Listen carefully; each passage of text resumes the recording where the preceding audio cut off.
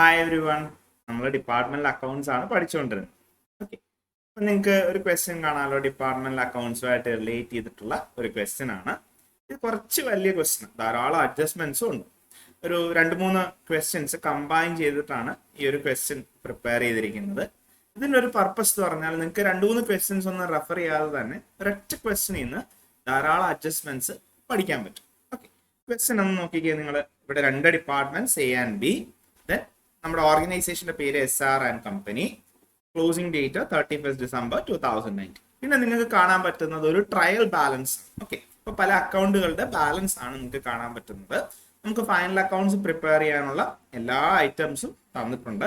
നിങ്ങൾ video pause ചെയ്തിട്ട് question ഒന്ന് എഴുതിയെടുക്കണം. ഓക്കെ, നോക്കി ഓരോ ഐറ്റംസ് ആയിട്ട് നോക്കിക്കേ. ചില ഐറ്റംസ് സിംഗിൾ ആയിട്ട് ഒറ്റ ഇതായിട്ട് തന്നിരിക്കുന്നു, ചില ഐറ്റംസ് ഡിപ്പാർട്ട്മെന്റ് എക്കും ബിക്കും സെപ്പറേറ്റ് ആയിട്ട് തന്നിട്ടുണ്ട്. ട്രയൽ ബാലൻസിന്റെ ടോട്ടൽ അത് നിങ്ങൾ ഒന്ന് കൗണ്ട് ചെയ്ത് നോക്കണം. ഓക്കെ, ഒന്ന് കാൽക്കുലേറ്റ് ചെയ്ത് നോക്കുക, എന്തെങ്കിലും മിസ്റ്റേക്ക് ഉണ്ടോ എന്നുള്ളത് നോക്കാം. ഓക്കെ, ദെൻ അതിനുശേഷം നിങ്ങൾക്ക് കുറച്ച് അഡ്ജസ്റ്റ്മെന്റ്സും തന്നിട്ടുണ്ട്, അതെല്ലാം നോട്ട് ചെയ്ത് വെക്കുക.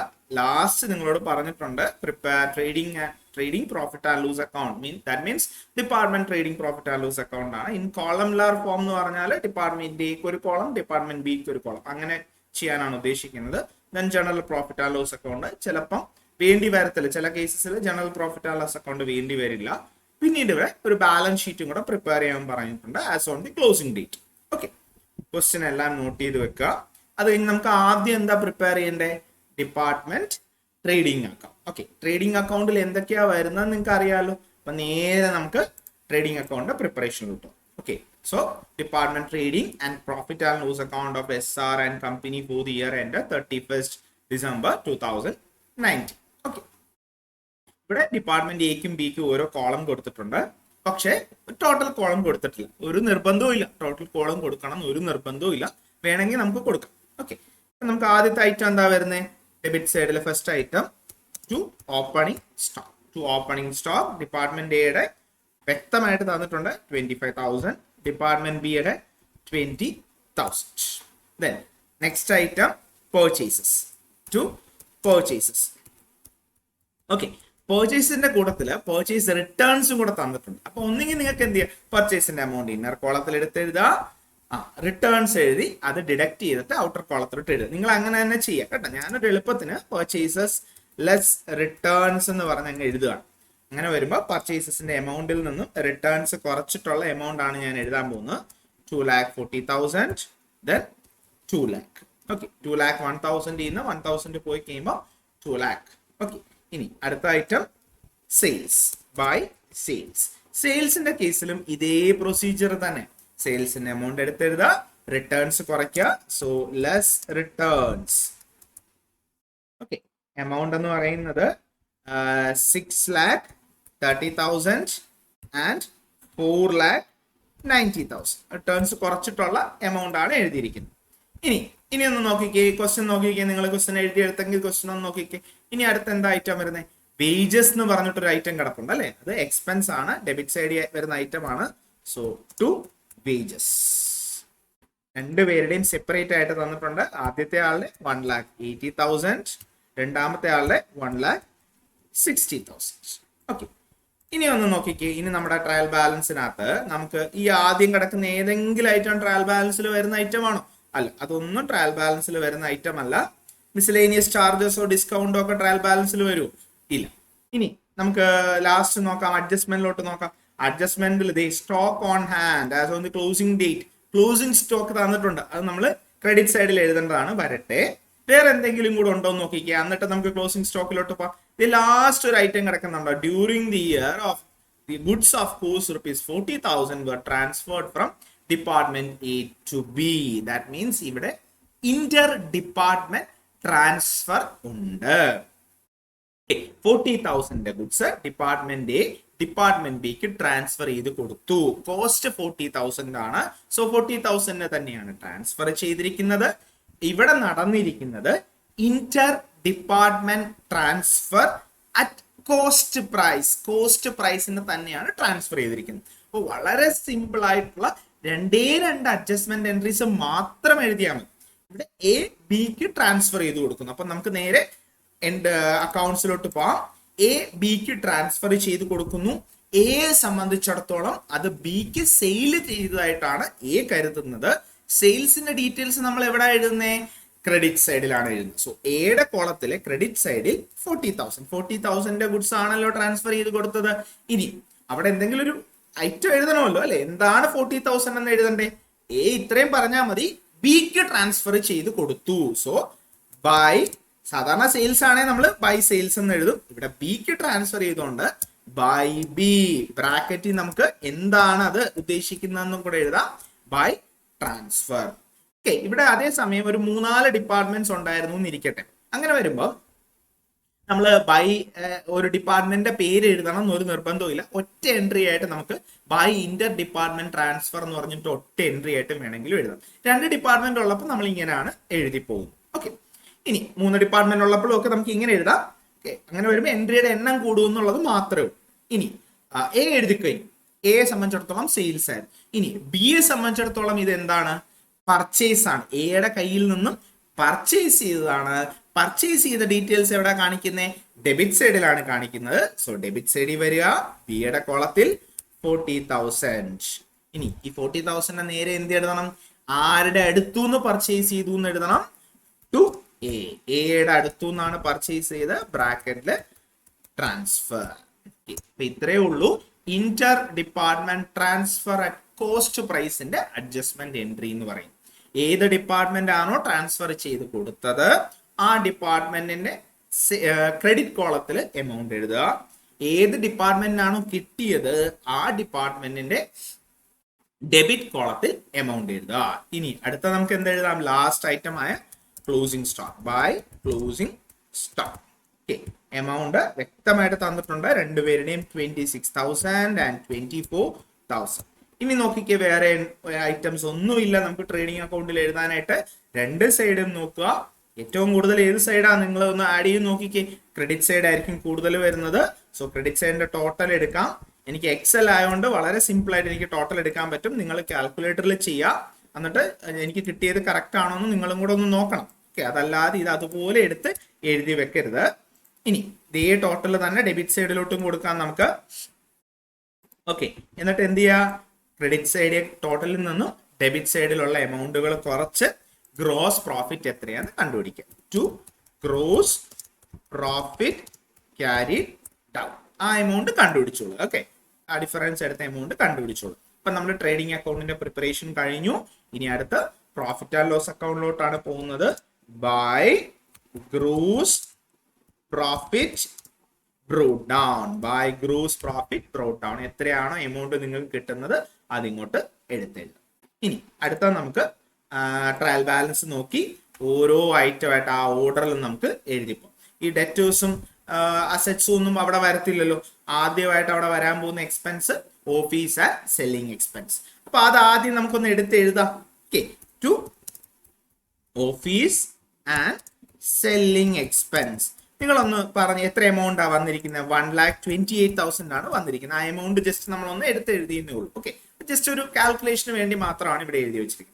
ഇനി നിങ്ങളൊന്ന് പറഞ്ഞ് ഇത് ഏത് ബേസിസിൽ നമ്മൾ ഡിവൈഡ് ചെയ്ത് കൊടുക്കും? ടോട്ടൽ ആണ് തന്നിരിക്കുന്നത്. 1,20,000 എന്ന് പറഞ്ഞ് ടോട്ടൽ ആണ് തന്നിരിക്കുന്നത്. എക്കും ബിക്കും എങ്ങനെ ഡിവൈഡ് ചെയ്ത് കൊടുക്കും? സെല്ലിംഗ് എന്നുള്ള ടേം വന്നിട്ടുള്ളത് കൊണ്ട് സെയിൽസിന്റെ ബേസിസിൽ വേണം ഡിവൈഡ് ചെയ്യാൻ. അതല്ലാതെ തന്നെ ക്വസ്റ്റ്യനകത്ത് ഇവിടെ പറയുന്നുണ്ട് a portion on the basis of sales എന്ന് പറയുന്നുണ്ട്. അത് പറഞ്ഞില്ലെങ്കിലും നമുക്കറിയാം സെയിൽസിന്റെ ബേസിസിൽ വേണം ഡിവൈഡ് ചെയ്യാൻ. ഇനി സെയിൽസ് എന്ന് പറയുന്നത് 66,30,000 4,90,000 ആണ്. അതിനെ എങ്ങനെ റേഷ്യോ ആക്കാൻ പറ്റും? ആ 0 എല്ലാം കട്ട് ചെയ്ത് കളയുമ്പോഴത്തേക്കും പിന്നുള്ളത് 63 49 ആണ്. 7 ആണ് കോമൺ ഫാക്ടർ ആയിട്ട് വരുന്നത് 63 49. സോ 7 കൊണ്ട് ഡിവൈഡ് ചെയ്ത് കഴിയുമ്പോൾ ഏത് റേഷ്യോ വരും? 9:7. 9:7 എന്നുള്ള റേഷ്യോ വരും. അങ്ങനെ വരുമ്പം ഈ ടോട്ടൽ എമൗണ്ട് 1,28,000 9:7 എന്നുള്ള റേഷ്യോയില് എക്കും ബിക്കും ഡിവൈഡ് ചെയ്ത് കൊടുക്കും. അത് നിങ്ങൾക്ക് കൊടുക്കാമല്ലോ അല്ലെ? എക്ക് എത്ര വരും? 1,28,000 into 9/60. ബിക്കോ 1,28,000 into 7/60. ഓക്കെ, അത് നിങ്ങൾ തന്നെ ചെയ്യും. ഓക്കെ, ഇനി നമുക്ക് അടുത്ത ഐറ്റം ഏതാന്ന് നോക്കാം. അടുത്ത ഐറ്റം വന്നിരിക്കുന്നത് ഓഫീസ് എക്സ്പെൻസ് കഴിഞ്ഞിട്ട് റെന്റ് റേറ്റ്സ് ആൻഡ് ടാക്സസ്. അത് എടുത്ത് എഴുതാൻ നമുക്ക് ആദ്യം to rent rate and taxes. Amount 30,000. Amount is 30,000. ഇനി ഇതെന്ത് ബേസിസിൽ ഡിവൈഡ് ചെയ്ത് കൊടുക്കും? ആലോചിക്കുക. റെന്റ് എന്ന് പറയുമ്പം നമ്മളെപ്പോഴും സ്പേസ് വെച്ചിട്ടാണ് കൊടുക്കുന്നത്. ഇത്ര സ്പേസ് ഡിപ്പാർട്ട്മെന്റിന് ഉണ്ട്, അത് വെച്ചിട്ടാണ് കൊടുക്കുന്നത്. അത് തന്നിട്ടുണ്ടോ എന്ന് ക്വസ്റ്റ്യനകത്ത് നോക്കാം. അതില്ലെങ്കിൽ നമുക്ക് ബാക്കിയുള്ള കാര്യം നോക്കിയാൽ മതിയല്ലോ. ഓക്കെ, നോക്കിക്കേ, ദേ ഇവിടെ ഒരു പോയിന്റ് ഉണ്ട്. Area of the floor space occupied by department A is 2000 square feet and department B is 1000 square feet. അതിനെ നമുക്ക് എങ്ങനെ റേഷ്യോ ആക്കാം? 2000:1000 എന്ന് പറയുന്നത് 2:1. 2:1 എന്നുള്ള റേഷ്യോയില്. സോ 30,000 എന്നുള്ള എമൗണ്ടിനെ 2:1 എന്നുള്ള റേഷ്യോയില് ഡിപ്പാർട്ട്മെന്റ് എക്കും ഡിപ്പാർട്ട്മെന്റ് ബിക്കും ഡിവൈഡ് ചെയ്ത് കൊടുക്കുക. 2/3 ആൻഡ് 1/3 എന്നുള്ള ബേസിസിൽ ഡിവൈഡ് ചെയ്ത് കൊടുക്കുക. അത് ചെയ്യാലോ അല്ലെ? ഇനി അടുത്ത നോക്കാം. അടുത്ത എക്സ്പെൻസ് ഏതാ നോക്കാം. ലൈറ്റിംഗ് എന്നുള്ള എക്സ്പെൻസ് ആണ് അടുത്ത്. എടുത്ത് എഴുതുക ടു ലൈറ്റിംഗ്. ഓക്കെ, അങ്ങനെ ഓരോന്നായിട്ട് മനസ്സിലാക്കി എഴുതിപ്പോ. ലൈറ്റിംഗിന്റെ എമൗണ്ട് എന്ന് പറയുന്നത് 45,000. ഓക്കെ, വീണ്ടും ആലോചിക്കുക. ലൈറ്റിംഗ് നമ്മുടെ ബൾബ് ട്യൂബൊക്കെ കത്തിക്കുക, അതേ ഉള്ളൂ. ലൈറ്റിംഗ് സാധാരണഗതിയിൽ നമ്മൾ ഡിവൈഡ് ചെയ്യുന്നത് എത്ര ലൈറ്റ് പോയിന്റ്സ് ഉണ്ടെന്ന് നോക്കിയിട്ടാണ്. ഡിപ്പാർട്ട്മെന്റ് എക്ക് എത്ര ലൈറ്റ് പോയിന്റ്സ് ഉണ്ട്, ഡിപ്പാർട്ട്മെന്റ് ബിക്ക് എത്ര ലൈറ്റ് പോയിന്റ്സ് ഉണ്ട്. സപ്പോസ് ഡിപ്പാർട്ട്മെന്റ് എക്ക് 3 ലൈറ്റ് പോയിന്റ്സും ഡിപ്പാർട്ട്മെന്റ് ബിക്ക് 4 ലൈറ്റ് പോയിന്റ്സും ആണുള്ളതെങ്കിൽ 3:4 എന്നുള്ള റേഷ്യോയിൽ ഡിവൈഡ് ചെയ്ത് കൊടുക്കും. നമുക്ക് നോക്കാം ക്വസ്റ്റ്യനകത്ത് ലൈറ്റ് പോയിന്റ്സ് വല്ലതും തന്നിട്ടുണ്ടോ? ഇത്ര ഡിപ്പാർട്ട്മെന്റ് എക്കും ബിക്കും ഇത്ര ലൈറ്റ് പോയിന്റ്സ് എന്ന് പറഞ്ഞ ക്വസ്റ്റ്യനിൽ തന്നിട്ടുണ്ടോ? ഇല്ല, ഒരു പ്രശ്നവും ഇല്ല. അപ്പൊ പിന്നെ എന്ത് ചെയ്യാം? അപ്പൊ പിന്നെ അങ്ങനെ ലൈറ്റ് പോയിന്റ്സ് തന്നിട്ടില്ലെങ്കിൽ ഏരിയ എത്രയുണ്ടെന്ന് നോക്കിയാൽ മതി. ഡിപ്പാർട്ട്മെന്റ് എക്ക് എത്ര ഏരിയ ഉണ്ട്, ഡിപ്പാർട്ട്മെന്റ് ബിക്ക് എത്രയുണ്ട്. ആ ഏരിയയിലോട്ടാണല്ലോ ഈ ലൈറ്റ് വേണ്ടത് അല്ലെ? എത്ര ഏരിയ ഉണ്ടോ അത്രയും കൂടുതൽ ലൈറ്റ് ചിലപ്പോൾ, അല്ലെങ്കിൽ അത്രയും പവർഫുൾ ആയിട്ടുള്ള ലൈറ്റ് നമുക്ക് വേണ്ടി വരും. അപ്പൊ അത്രയും ചെയ്താൽ മതി. ഡിപ്പാർട്ട്മെന്റ് എക്കും ബിക്കും ഈ ലൈറ്റിംഗ് എന്നുള്ള 45,000 സ്പേസ് ഏരിയയുടെ ബേസിസിൽ ഡിവൈഡ് ചെയ്ത് കൊടുക്കുക. ഏരിയയുടെ റേഷ്യോ ഓൾറെഡി നമുക്കറിയാം, 2:1 എന്നുള്ള റേഷ്യോയിൽ ഡിവൈഡ് ചെയ്ത് കൊടുക്കുക. ഇതുമായിട്ട് ബന്ധപ്പെട്ട നിങ്ങൾക്ക് എന്തെങ്കിലും ഒരു ഡൗട്ട് തോന്നുന്നുണ്ടെങ്കിൽ നിങ്ങൾ ചോദിക്കണം. ഓക്കെ, സോ അപ്പൊ നമുക്ക് ലൈറ്റിങ്ങും 2:1 എന്നുള്ള രീതിയിൽ ഡിവൈഡ് ചെയ്ത് കൊടുക്കാം. ഇനി അടുത്ത എക്സ്പെൻസ് ഏതാന്ന് നോക്കാം. ക്യാൻറ്റീൻ എക്സ്പെൻസസ് എടുത്ത് എഴുതാം അല്ലെ? To canteen expenses. Okay, amount എത്രയാന്ന് നോക്കിയേ. Canteen എക്സ്പെൻസിന്റെ amount 50,000. ഓക്കെ, 50,000 ഒന്ന് ജസ്റ്റ് ഒന്ന് നമുക്ക് കാൽക്കുലേറ്റ് ചെയ്യാൻ വേണ്ടി മാത്രമാണ് ഞാൻ ഇവിടെ എഴുതുന്നത്. ഇവിടെ എഴുതണമെന്ന് ഒരു നിർബന്ധവും ഇല്ല, ജസ്റ്റ് കാൽക്കുലേഷൻ പർപ്പസിനാണ് എഴുതുന്നത്. ക്യാൻറ്റീനിൽ പോകുന്ന ആരാ? വർക്കേഴ്സ് ആണ്. ഓക്കെ, അപ്പൊ ക്യാൻറ്റീൻ എക്സ്പെൻസ് നമുക്ക് എന്തിന്റെ ബേസിസിൽ ഡിവൈഡ് ചെയ്യാം? വർക്കേഴ്സിന്റെ എണ്ണത്തിന്റെ ബേസിസിൽ ഡിവൈഡ് ചെയ്യാം. നമ്പർ ഓഫ് വർക്കേഴ്സ് തന്നിട്ടുണ്ടോ എന്ന് നോക്കിക്കേ. Number of workers in department A 9, ബിയിൽ 6. സോ 9:6. റേഷ്യോ ചെറുതാക്കുമ്പോ എങ്ങനെ വരും? 3:2 എന്നുള്ള റേഷ്യോ. 9:6 ഡിവൈഡ് ചെയ്യുമ്പോൾ നമുക്ക് 3:2 എന്നുള്ള ബേസിസിൽ ഡിവൈഡ് ചെയ്യാം. 3:2 എന്നുള്ള ബേസിസിൽ ഡിവൈഡ് ചെയ്യും. സോ 50,000 3:2 എന്നുള്ള ബേസിസിൽ എക്കും ബിക്കും ഡിവൈഡ് ചെയ്ത് കൊടുക്കാം. ഓക്കെ, ഇനി അടുത്ത നമുക്ക് നോക്കാം എന്താണ് അടുത്ത എക്സ്പെൻസ് എന്ന് നോക്കാം. Group insurance premium. എടുത്തെഴുതുക group insurance premium. To group insurance premium. Okay, വർക്കേഴ്സിനെ എല്ലാം കൂടെ ചേർന്നിട്ട് എടുക്കുന്നതാണ് ഗ്രൂപ്പ് ഇൻഷുറൻസ്. അതിന്റെ എമൗണ്ട് എന്ന് പറയുന്നത് 17,000. ഓക്കെ, ഗ്രൂപ്പ് ഇൻഷുറൻസ് പ്രീമിയം എപ്പോഴും നമ്മൾ വർക്കേഴ്സിന് കൊടുക്കുന്ന വേജിന്റെ ബേസിൽ വേണം ഡിവൈഡ് ചെയ്യാൻ. ഇനി വേജ് ഇല്ല എന്നുണ്ടെങ്കിൽ മാത്രം, വേജിന്റെ എമൗണ്ട് തന്നിട്ടില്ല എന്നുണ്ടെങ്കിൽ മാത്രം നമുക്ക് വേണമെങ്കിൽ നമ്പർ ഓഫ് വർക്കേഴ്സിനെ കൺസിഡർ ചെയ്യാവുന്നതാണ്. എപ്പോഴും വേജിന്റെ ബേസിസിൽ വേണം കൊടുക്കാൻ. കാരണം അത് വേജിൽ നിന്നായിരിക്കുമല്ലോ, ആ വേജിന്റെ പാർട്ടായിട്ടായിരിക്കുമല്ലോ ഈ ഗ്രൂപ്പ് ഇൻഷുറൻസ് പ്രീമിയം വരുന്നത്. സോ ഓക്കെ, ഇപ്പൊ നമുക്ക് ഇത്ര ഗ്രൂപ്പ് ഇൻഷുറൻസ് പ്രീമിയം കൊടുത്തു, ഇത്ര വേജ് ഉള്ള ബേസിസിൽ ഇത്ര ഗ്രൂപ്പ് ഇൻഷുറൻസ് പ്രീമിയം കൊടുത്തു എന്നൊക്കെ പറഞ്ഞായിരിക്കും കമ്പനി പറയാ. സോ നോക്കിക്കേ, ഡിപ്പാർട്ട്മെന്റ് എക്കും ബിക്കും വേജസ് ഉണ്ട്, ഡയറക്റ്റ് വേജസ് ഉണ്ട്. 1,80,000 1,60,000 60,000. ഇതിനെ എങ്ങനെ റേഷ്യോ ആക്കാം? 0 എല്ലാം കളഞ്ഞാൽ ബാക്കി 18ഉം 16ഉം ആണുള്ളത്. 18ന്റെയും 16ന്റെയും കോമൺ ഫാക്ടർ എന്ന് പറയുന്നത് 2 ആണ്.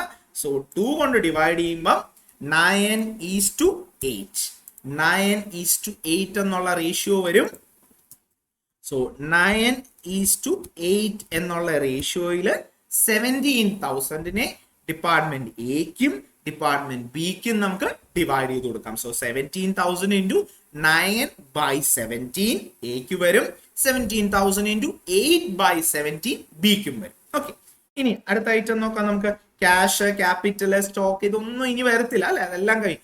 അടുത്തൊരു ഐറ്റം കിടപ്പുണ്ട്. വേജസ് കഴിഞ്ഞിട്ട് ഒരു മിസലേനിയസ് ചാർജസ് കിടപ്പുണ്ട്. ഓക്കെ, നമുക്ക് അത് കൊടുക്കാം. മിസലേനിയസ് ചാർജസ് അത് നമ്മുടെ പ്രോഫിറ്റ് ആൻഡ് ലോസ് അക്കൗണ്ടിൽ വരുന്ന ഐറ്റം തന്നെയാണ്. Miscellaneous charges. Okay, to miscellaneous charges. അവിടെ നമുക്ക് ഡിവിഷന്റെ പ്രശ്നം ഒന്നും വരത്തില്ല. കാരണം എന്താ, രണ്ടും അലോക്കേറ്റ് ചെയ്ത് തന്നെ, രണ്ടും സെപ്പറേറ്റ് ആയിട്ട് തന്നെ തന്നിട്ടുണ്ട്. 35,000 32,000. So 35,000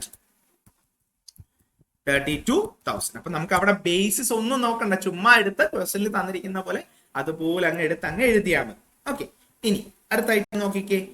discount receive. Discount receive 33,000 credit സൈഡിലാണ് തന്നിരിക്കുന്നത്.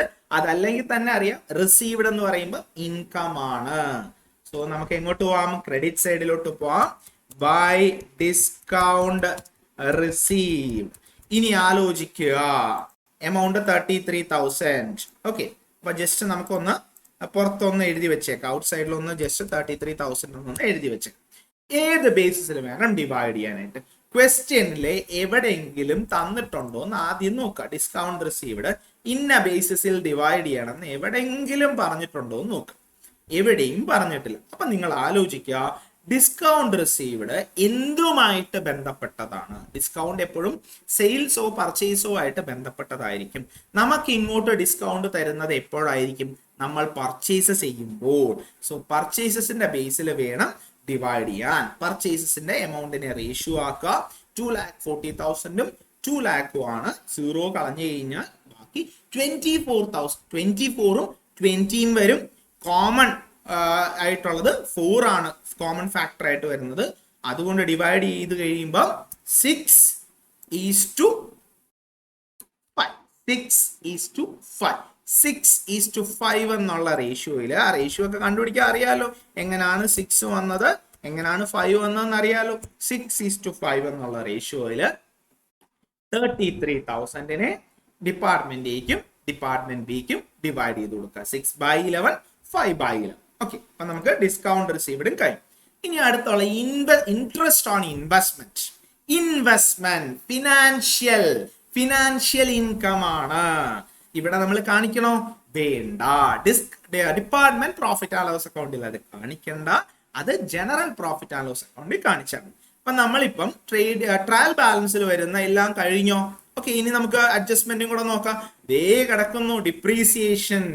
1 2 3 4 അസറ്റിനുള്ള ഡിപ്രീസിയേഷനും കൂടെ തന്നിട്ടുണ്ട്. നമുക്ക് അത് എടുത്ത് എഴുതാം. ഇനി അടുത്ത ഡിപ്രീസിയേഷൻ, അത് പ്രോഫിറ്റ് ആൻഡ് ലോസ് അക്കൗണ്ടിൽ വരുന്ന ഐറ്റം ആണ്.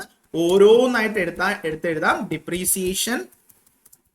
ഡിപ്രീസിയേഷൻ ഓൺ ആദ്യത്തത് plant and machinery. Depreciation on plant and machinery നിങ്ങൾക്ക് ഇത് കമ്പൈൻഡ് ആയിട്ട് കാണിക്കാൻ ഞാൻ ഓരോന്നായിട്ട് എഴുതുന്നതേ ഉള്ളൂ. Depreciation on plant and machinery 10% ആണ്. സോ പ്ലാന്റ് ആൻഡ് മിഷനറിയുടെ ടോട്ടൽ എമൗണ്ട് നോക്കുക. അതിന്റെ 10% എന്ന് പറയുമ്പോൾ 24,000. ഞാൻ ജസ്റ്റ് ടോട്ടൽ എമൗണ്ട്സ് എഴുതി പോവാണ്. നിങ്ങൾ കറക്റ്റ് ആണോ എന്നുള്ളത് ചെക്ക് ചെയ്തോണം. നമുക്ക് ഡിവൈഡ് ചെയ്യാം, അത് വരട്ടെ. അടുത്ത ടു ഡിപ്രീസിയേഷൻ ഓൺ, അടുത്ത ഡിപ്രീസിയേഷൻ ഏതാന്ന് നോക്കാം. എന്തിന്റെ ബേസിലാണ്? Building. To depreciation on building 2% ആണ്. ബിൽഡിങ്ങിന്റെ എമൗണ്ട് നോക്കുക എത്രയാന്ന്. അതിന്റെ 2% എന്ന് പറയുമ്പോൾ 2,400. ഇത് കറക്റ്റ് ആണോ എന്ന് നിങ്ങൾ ചെക്ക് ചെയ്യണം. ഇനി അടുത്ത ഡിപ്രീസിയേഷൻ ഏതിന്റെയാന്ന് നോക്കാം. ടു ഡിപ്രീസിയേഷൻ ഓൺ, അടുത്തത് വരുന്നത് ഫർണിച്ചറിന്റെ ആണ്. To depreciation on furniture. എത്ര പെർസെന്റേജ് ആ പറഞ്ഞിരിക്കുന്നത്? 5%. ടോട്ടൽ എമൗണ്ട് ഫർണിച്ചറിന്റെ ടോട്ടൽ എമൗണ്ട് എത്രയാന്ന് നോക്കാം. 5% എന്ന് പറയുമ്പോൾ 2,400 ആണ് വരിക. അത് തന്നെയാണോ വരുന്നത് നിങ്ങളൊന്ന് ചെക്ക് ചെയ്തേക്കണം. എനിക്കും വേണമെങ്കിൽ കാൽക്കുലേഷൻ മിസ്റ്റേക്സ് വരാം. Last leasehold. ഓക്കെ, അത് വ്യക്തമായിട്ട് എടുത്തു പറഞ്ഞിട്ടുണ്ട്. To depreciation on leasehold, lease ആയിട്ട് എടുത്തതിന്റെ ഡിപ്രീസിയേഷൻ 8,000 അത് കാൽക്കുലേറ്റ് ചെയ്യേണ്ട ആവശ്യമില്ല, വ്യക്തമായിട്ട് എടുത്തു പറഞ്ഞിട്ടുണ്ട്. ഇനി 4 ഡിപ്രീസിയേഷൻ ഉണ്ട്. ഈ 4 ഡിപ്രീസിയേഷൻ എന്ത് ബേസിസിൽ ഡിപ്പാർട്ട്മെന്റ് എക്കും ബിക്കും ഡിവൈഡ് ചെയ്ത് കൊടുക്കും? യൂഷ്വലി ഇത് ഡിവൈഡ് ചെയ്യുന്നത് അസറ്റിന്റെ വാല്യൂ ബേസിസിലാണ്. ഓക്കെ, അതായത് ഡിപ്പാർട്ട്മെന്റ് എയിലെയും ഡിപ്പാർട്ട്മെന്റ് ബിയിലെയും അസറ്റ്സ് സെപ്പറേറ്റ് തന്നിട്ടുണ്ടെങ്കിൽ, suppose plant and machinery department എയിൽ എത്രയുണ്ട്, ഡിപ്പാർട്ട്മെന്റ് ബിയിൽ എത്രയുണ്ടെന്ന് സെപ്പറേറ്റ് ആയിട്ട് തന്നിട്ടുണ്ടെങ്കിൽ ആ അസറ്റിന്റെ വാല്യൂ വെച്ച് റേഷ്യോ കണ്ടുപിടിച്ചിട്ട് ഡിവൈഡ് ചെയ്ത് കൊടുക്കാം. പക്ഷെ ഇവിടെ കോമൺ ആയിട്ടാണ് അസറ്റ് തന്നിരിക്കുന്നത്. സോ നമുക്ക് ആ ബേസിസ് ഫോളോ ചെയ്യാൻ പറ്റത്തില്ല.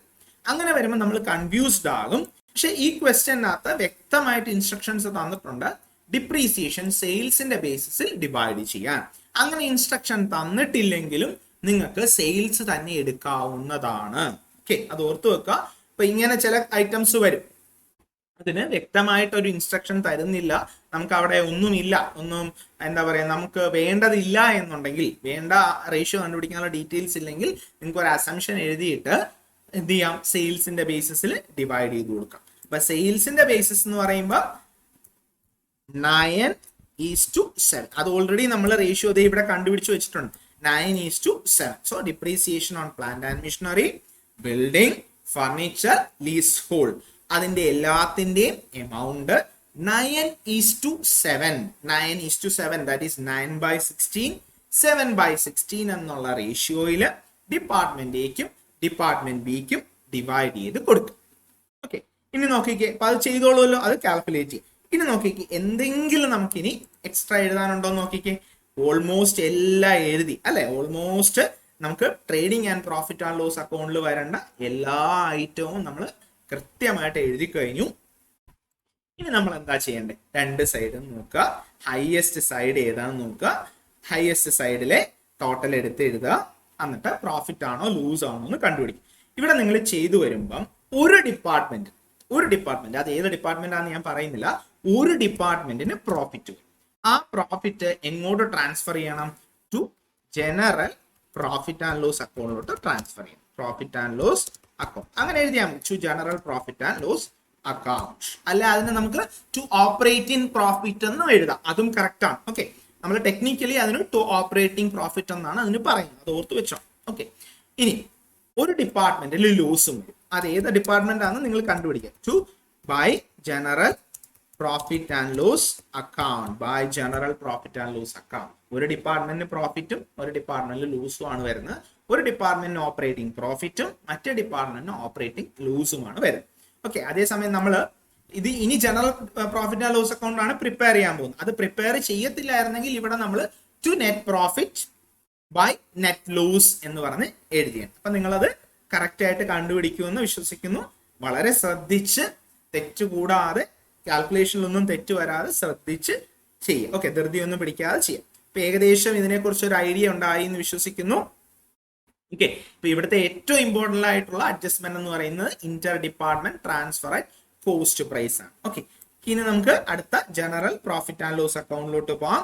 ജനറൽ പ്രോഫിറ്റ് ആൻഡ് ലോസ് അക്കൗണ്ടിൽ ആദ്യം നമ്മൾ ചെയ്യുന്നത് എന്താ? അവിടുത്തെ ഒരു ഡിപ്പാർട്ട്മെന്റില് ലോസും ഒരു ഡിപ്പാർട്ട്മെന്റില് എന്താ വന്നിരിക്കുന്നത്? പ്രോഫിറ്റും ആണ് വന്നിരിക്കുന്നത്. അത് ഇങ്ങോട്ട് എടുത്തെഴുതുക എന്നുള്ളതാണ് നമ്മൾ ചെയ്യുക. ഏത് ഡിപ്പാർട്ട്മെന്റിലാണോ പ്രോഫിറ്റ് വന്നിരിക്കുന്നത് അതിവിടെ ക്രെഡിറ്റ് സൈഡിലോട്ട് നമ്മൾ എടുത്തെഴുതും. By department profit and loss account. Okay, by department profit and loss account. അപ്പൊ ഞാൻ ജസ്റ്റ് നിങ്ങൾക്ക് ഇവിടെ ക്ലൂ തരാം. ഞാൻ നേരത്തെ ഏത് ഡിപ്പാർട്ട്മെന്റ് ആ പ്രോഫിറ്റ് വന്നതെന്ന് പറഞ്ഞില്ല, ഞാൻ ഇവിടെ പറയാം. ഡിപ്പാർട്ട്മെന്റ് എക്കാണ് പ്രോഫിറ്റ് വരുന്നത്, അത് എത്രയാണെന്ന് നിങ്ങൾ കണ്ടുപിടിക്കാം. അപ്പൊ അതിന്റെ എമൗണ്ട് ഇങ്ങോട്ട് എടുത്തെഴുതുക. ഇനി ഏത് ഡിപ്പാർട്ട്മെന്റ് ആണോ ലോസ് വന്നിരിക്കുന്നത് അത് ഡെബിറ്റ് സൈഡിലോട്ട് എടുത്തെഴുതുക. To department profit and loss account, to department profit and loss account. ആ ലോസ് വന്നിരിക്കുന്നത് ഡിപ്പാർട്ട്മെന്റ് ബിക്കാണ്. എമൗണ്ട് എത്രയാണെന്നുള്ളത് നിങ്ങൾ കണ്ടുപിടിക്കും. ഇനി ഇതിനകത്ത് ആകെ കൂടെ ഒരേ ഒരു ഐറ്റം വരത്തുള്ളൂ. ആ ക്വസ്റ്റ്യൻ മൊത്തം നോക്കുവാണെങ്കിൽ ഒരൊറ്റ ഐറ്റം വരത്തുള്ളൂ. ആ ഐറ്റം എന്ന് പറയുന്നത് ഏതായിരിക്കും? By interest on investment. എന്തുകൊണ്ടാണ് അത് ക്രെഡിറ്റ് സൈഡിൽ വന്ന ഇൻകം ആണ്. ക്രെഡിറ്റ് കോളത്തിൽ തന്നിരിക്കുന്ന ഐറ്റം തന്നെയാണ്, ഇൻകം ആണ്. So by interest on investment 1,32,000. 1,32,000. Okay, 1,32,000 ആണ് വരുന്നത്. ഇനി എന്ത് ചെയ്യാം, രണ്ട് സൈഡും നോക്കുക അല്ലെ. ഇവിടെ ഒരു എമൗണ്ട് വരും, ഡിപ്പാർട്ട്മെന്റ് എയുടെ ഒരു എമൗണ്ട് വരും, ഇതും കൂടെ നോക്കുക, രണ്ടും കൂടെ ആഡ് ചെയ്ത് ടോട്ടൽ കണ്ടുപിടിക്കുക. ഇവിടെ എന്തായാലും ക്രെഡിറ്റ് സൈഡ് ആണ് കൂടുതൽ വരുന്നത്.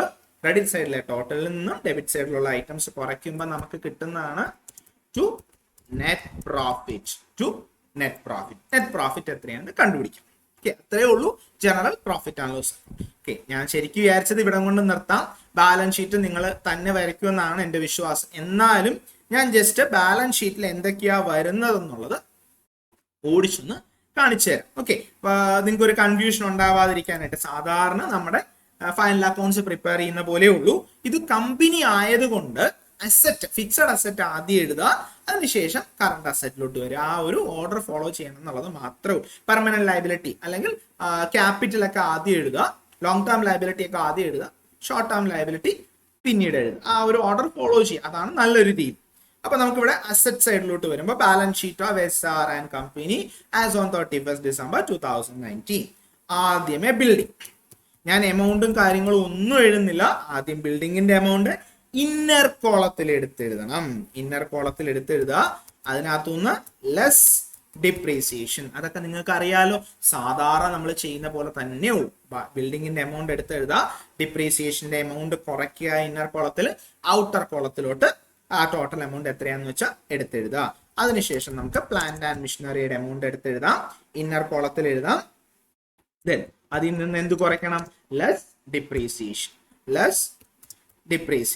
ഡിപ്രീസിയേഷൻ കുറയ്ക്കുക, ഔട്ടർ കോളത്തിലോട്ട് എമൗണ്ട് എടുത്തെഴുതുക. അതിനുശേഷം ലീസ് ഹോൾഡ്, അടുത്ത അസറ്റ് ലീസ് ഹോൾഡ് ആണ്. വീണ്ടും ഇതേ പ്രൊസീജിയർ തന്നെ, ലെസ് ഡിപ്രീസിയേഷൻ എത്രയാണോ കിട്ടുന്നത് അത് എടുത്തെഴുതുക. ഇനി അടുത്ത് വരുന്നത് ഫർണിച്ചർ. ഇനി ഇവിടെ ഒരു കാര്യം, നിങ്ങൾ സെപ്പറേറ്റ് ഡിപ്പാർട്ട്മെന്റ്സ് എയുടെ ഡിപ്രീസിയേഷൻ എത്രയാ, ഡിപ്പാർട്ട്മെന്റ് ബിയുടെ ഡിപ്രീസിയേഷൻ എത്രയാ, അങ്ങനെ ഒന്നും എഴുതണ്ട. ടോട്ടൽ എമൗണ്ട് നമുക്ക് അറിയാലോ അല്ലെ, നമ്മൾ ഓൾറെഡി ഡിപ്രീസിയേഷന്റെ ടോട്ടൽ എമൗണ്ട്സ് കണ്ടുപിടിച്ച് വെച്ചിട്ടുണ്ട്. ആ എമൗണ്ട് ഇങ്ങോട്ട് എടുത്ത് എഴുതിയാൽ മതി. അതല്ല ഡിപ്പാർട്ട്മെന്റ് എ ബി എന്നൊക്കെ പറഞ്ഞ് സെപ്പറേറ്റ് എഴുതേണ്ട ഒരു ആവശ്യവും ഇവിടെ ഇല്ല. ഓക്കെ, അങ്ങനെ എഴുതി വെറുതെ സമയം കളയണ്ട. അപ്പം അസറ്റ്സ് എല്ലാം, ഫിക്സഡ് അസറ്റ്സ് എല്ലാം എഴുതി കഴിഞ്ഞു. അതിനുശേഷം നമുക്ക് ക്ലോസിംഗ് സ്റ്റോക്കും അസറ്റാണ്. അപ്പൊ നിങ്ങൾക്ക് ബാലൻസ് ഷീറ്റ് അറിയാമെന്നുള്ളത് കൊണ്ടാണ് ഞാൻ പെട്ടെന്ന് പറഞ്ഞു പോകുന്നത്. കാരണം നിങ്ങൾ S2 സെമസ്റ്റർ 2-നും +1 +2-ലും ഒക്കെ ബാലൻസ് ഷീറ്റ് ഒക്കെ കുറേ പ്രിപ്പയർ ചെയ്തിട്ടുള്ളതാണല്ലോ. ഓക്കെ, ക്ലോസിംഗ് സ്റ്റോക്ക് രണ്ടുപേരുടെയും സെപ്പറേറ്റ് എടുത്തെഴുതാമെങ്കിൽ അതാണ് നല്ലത്. ഡിപ്പാർട്ട്മെന്റ് എയുടെ എത്രയാണ്, ഡിപ്പാർട്ട്മെന്റ് ബിയുടെ എത്രയാണ്, അതൊന്നെങ്കിൽ നിങ്ങൾക്ക് ഇന്നർ കോളത്തിൽ ആഡ് ചെയ്തിട്ട് ഔട്ടർ കോളത്തിലോട്ട് ടോട്ടൽ എമൗണ്ട് എഴുതാം, അതല്ലെങ്കിൽ നേരിട്ട് ഔട്ടർ കോളത്തിലോട്ട് എഴുതാം. അത് എങ്ങനെ വേണേ എഴുതാം, അതിനൊന്നും ഒരു പ്രശ്നവുമില്ല. ഇനി അടുത്ത അസറ്റ് ഏതാ, നിങ്ങൾ ആ ക്വസ്റ്റ്യനകത്ത് തന്നെ നോക്കിക്കേ. അടുത്ത അസറ്റ് ഏതാ വരുന്നത്, sundry debtors. So sundry debtors, അതിന്റെ എമൗണ്ട് എത്രയാന്ന് വെച്ചാൽ ഇങ്ങോട്ട് എടുത്തെഴുതുക. സൺട്രി ഡെറ്റേഴ്സിന് ശേഷം നമുക്ക് രണ്ട് അസറ്റും കൂടെ വരും. മൊത്തത്തിൽ നോക്കുവാണെങ്കിൽ രണ്ട് അസറ്റ് വരും. അത് ഏതൊക്കെയാ, ക്യാഷ് അറ്റ് ബാങ്ക് എന്നുള്ള amount, then cash in hand എന്നുള്ള എമൗണ്ട്. ഇത്രേ അസറ്റേ ഉള്ളൂ. വേറെ എന്തെങ്കിലും ഉണ്ടോ എന്നുള്ളത് നിങ്ങളൊന്ന് നോക്കിയേക്കും. ഓക്കെ, ഞാൻ നോക്കിയപ്പോൾ ഇത്ര അസറ്റ് ആണ് ക്വസ്റ്റ്യനകത്ത് വരുന്നത്. ആ അസറ്റിന്റെ എമൗണ്ടുകളെല്ലാം നിങ്ങൾ എഴുതി അതിന്റെ ടോട്ടൽ കണ്ടുപിടിക്കുക. അതിനുശേഷം ലയബിലിറ്റി സൈഡിലോട്ട് പോവാ. ലയബിലിറ്റി സൈഡിൽ വളരെ കുറച്ച് ഐറ്റം മാത്രമേ ഉള്ളൂ. ഏറ്റവും ആദ്യം എടുത്തെഴുതേണ്ട ക്യാപിറ്റൽ എമൗണ്ട് ആയ 5 lakh ഇന്നർ കോളത്തിൽ എടുത്തെഴുതുക. അതിന്റെ കൂട്ടത്തിൽ നമ്മൾ എന്ത് ചെയ്യണം, നമുക്കിതേ ജനറൽ പ്രോഫിറ്റ് ആൻഡ് ലോസ് അക്കൗണ്ടിൽ നിന്ന് നെറ്റ് പ്രോഫിറ്റ് ആണ് കിട്ടുന്നത്. സോ ആഡ് നെറ്റ് പ്രോഫിറ്റിന്റെ എമൗണ്ട് ഇന്നർ കോളത്തിൽ എടുത്തെഴുതി ആഡ് ചെയ്ത് ടോട്ടൽ ഔട്ടർ കോളത്തിലോട്ട് എഴുതുക. 5 lakh പ്ലസ് നെറ്റ് പ്രോഫിറ്റ് എത്രയാണോ അത് ആഡ് ചെയ്ത് ഔട്ടർ കോളത്തിലോട്ട് എഴുതുക. പിന്നീട് നിങ്ങൾ ക്വസ്റ്റ്യൻ മൊത്തം നോക്കുവാണെങ്കിൽ എന്ത് ചെയ്താൽ മതി, ക്രെഡിറ്റ് കോളം മാത്രം നോക്കിയാൽ മതി. അല്ല, ഡെബിറ്റ് കോളം നോക്കി വെറുതെ ബുദ്ധിമുട്ടുണ്ട. ക്രെഡിറ്റ് കോളം മാത്രം നോക്കിയാൽ മതി. അവിടെ ഒരേ ഒരു ലയബിലിറ്റി മാത്രമേ ഉള്ളൂ, ദാറ്റ് ഈസ് സൺട്രി ക്രെഡിറ്റേഴ്സ്. വേറെ എന്തെങ്കിലും അഡ്ജസ്റ്റ്മെന്റ് ഒക്കെ ഉണ്ടോ എന്നുള്ളത് നിങ്ങൾ നോക്കുക.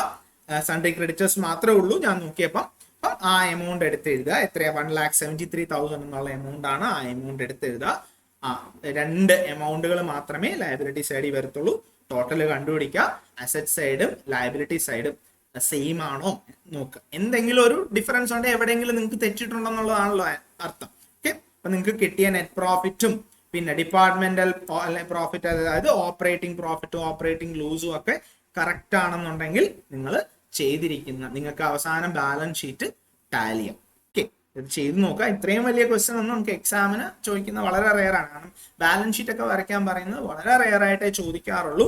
പക്ഷെ നമുക്ക് department trading and profit and loss account ചോദിക്കാൻ നല്ല ചാൻസ് ഉണ്ട്. അതുകൂടാതെ നിങ്ങൾക്ക് ഒരു പ്രാക്ടിക്കൽ ഇതിലോട്ട് കയറുമ്പോഴും ഒരു പ്രാക്ടിക്കൽ അക്കൗണ്ടിങ് ഫീൽഡിലോട്ടൊക്കെ പോകുമ്പോഴും നിങ്ങൾക്ക് ഒത്തിരി യൂസ്ഫുൾ ആവുന്നതാണ്.